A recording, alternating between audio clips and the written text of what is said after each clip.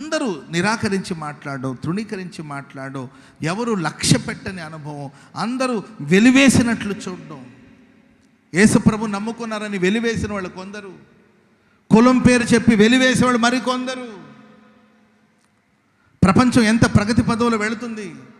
మనిషి ఎక్కడో కూర్చొని ఎక్కడో ఉన్న వాళ్ళతో మాట్లాడుతున్నారు. ప్రపంచంలో ఎక్కడెక్కడో జరుగుతున్న విషయాలను కూడా మన అరచేతులకు వచ్చేస్తుంది.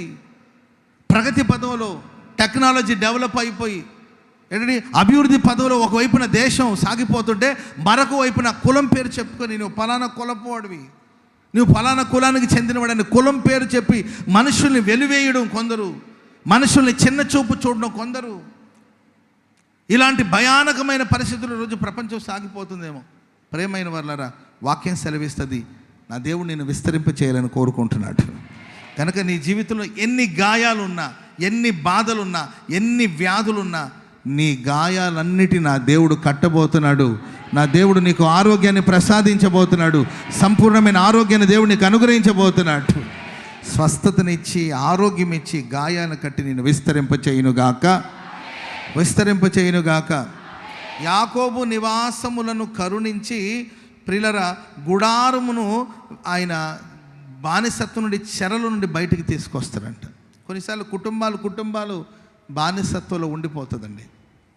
నివాస స్థలము లేకపోతే గుడారము అనేది దేనికి సాదృశ్యం? మన కుటుంబాలు, మన ఫ్యామిలీ బానిసత్వంలో ఉండిపోతుంటారు.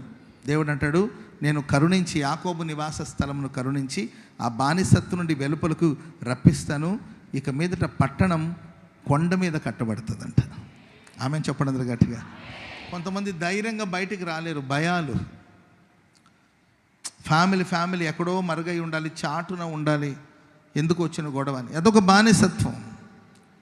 వాళ్ళకి వాళ్ళే గోడ కట్టుకొని దాంట్లో ఉండిపోతారు. మన బతికి ఇంతేలే, ఏదోనయ్యా పుట్టాము బతుకుతున్నాం, ఇంతేలే మన జీవితం అని వాళ్ళ గుడారాలు, వాళ్ళ నివాస స్థలం బానిసత్వంలోకి వెళ్ళిపోయి సమాజంలోకి ధైర్యంగా రాలేని పరిస్థితుల్లో. పూర్వదినాలు మనం చూస్తే ఇశ్రాయేలు ప్రజల మీద శత్రువులు దాడి చేస్తే గుహలో బతికేవాళ్ళు. వాళ్ళు గుడారములో ఉండవలసిన వాళ్ళు గుహలో బతుకుతున్నారు. ఎవరు ఏ గుహలో ఉన్నారో తెలియదు. ఎందుకంటే బయటకు వస్తే ఏ ప్రమాదం వస్తుందో, బయటకు వస్తే ఏ సమస్యలు వస్తుందో అని భయపడి గుహలో నివసించే మనుషులు. ప్రేమైన వాళ్ళారా, ఎక్కడో చాటున మరుగున నా జీవితం ఇంతే, నా కర్మ ఏం చేసుకుందాం, నా ఫ్యామిలీ ఇలాగే ఉండాలని ఒకవేళ నీవు పట్టణానికి మనుషులకి దూరంగా బ్రతుకుతున్నావేమో, నేను ఆరాధిస్తున్న దేవుడు కొండ మీద కట్టబడిన పట్టణంలాగా నిన్ను కట్టబోతున్నాడు.